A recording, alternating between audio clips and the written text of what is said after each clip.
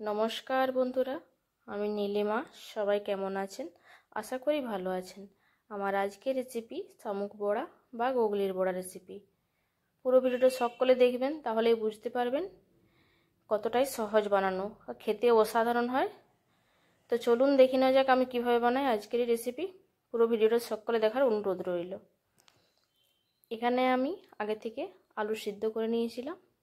আলুর কিছুগুলো খোসা ছাড়িয়ে নিয়েছি। এখানে নিয়েছি গুগলি, গরম জল দিয়ে পরিষ্কার করে ধুয়ে নিয়েছি। আর এখানে আমি পেঁয়াজ কুচো করে নিয়েছি এক বাটি।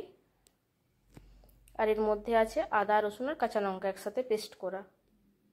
এখানে আলুগুলো আমি ম্যাশ করে নিয়েছি।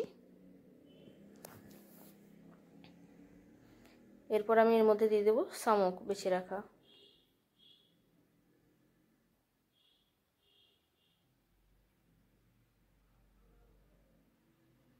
ভালো করে আলুর সাথে মিশিয়ে নেব।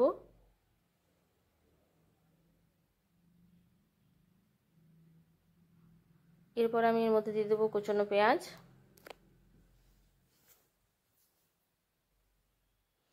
আর দিয়ে দেবো আদা, রসুন, কাঁচা লঙ্কা পেস্ট।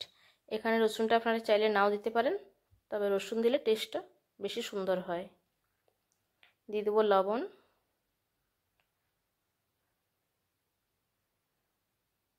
দিয়ে দেবো হলুদের গুঁড়ো,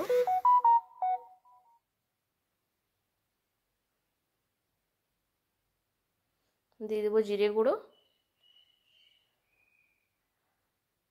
দিয়ে দেবো ধনে গুঁড়ো,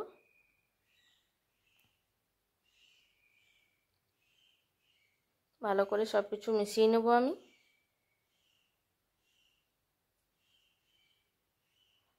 লবণ আর লঙ্কা ঠিকঠাকভাবে হলে খেতে অসাধারণ হয়। এখানে আমি দিয়ে দিলাম গরম মশলার গুঁড়ো আর দিয়ে দেবো মিট মশলার গুঁড়ো, তাতে এর স্বাদটা আরও বেশি ভালো হবে। এরপর দিয়ে দিলাম আমি এখানে চালের গুঁড়ো। আপনারা চাইলে এর সাথে বেসনও দিতে পারেন, আমি চালের গুঁড়ো দিয়েই বানাবো। ভালোভাবে আমি মাখিয়ে নেব চালের গুঁড়ো। আর এখানে আমি কোনো রকম জল ব্যবহার করব না।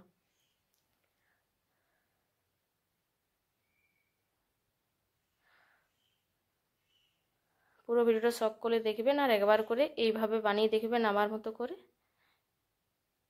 তাহলেই বুঝতে পারবেন কতটা টেস্টি হয়। হয়তো অনেকেই বানিয়েছেন।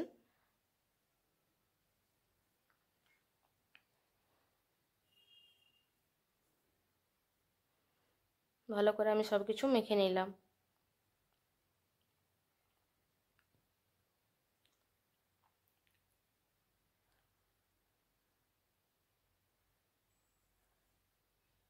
কড়াই আমি গ্যাস জ্বালিয়ে নিয়ে বসিয়ে দিয়েছিলাম। এর মধ্যে তেলও দিয়ে দিয়েছি। তেল আমার ভালোভাবে গরম হয়ে গেছে। এর মধ্যে আমি কম করে আগে দিয়ে দেব। আগে কিছুটা ভেজে নিয়ে দেখে নেব কীরকম হয়েছে, বড়ার মধ্যে কাঁচা থাকে কিনা, ওই জন্য কম করে দিচ্ছি আমি।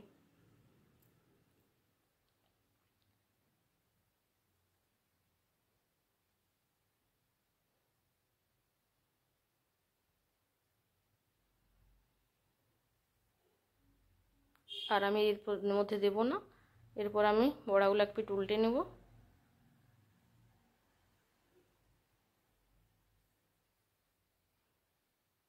বড়াগুলো আমার খুব ভালো করে দেখুন ভাজা হয়ে গেছে। এরপর আমি বড়াগুলো তুলে নেব, ঠান্ডা করে নেব একটু, তারপর দেখে নেব। আবারও আমি একবার দিয়ে দিয়েছিলাম, এটা ভিডিও করা হয়নি। এই বড়াগুলো আমার ভালো করে ভাজা হয়ে গেছে। এগুলো আমি তুলে নেব।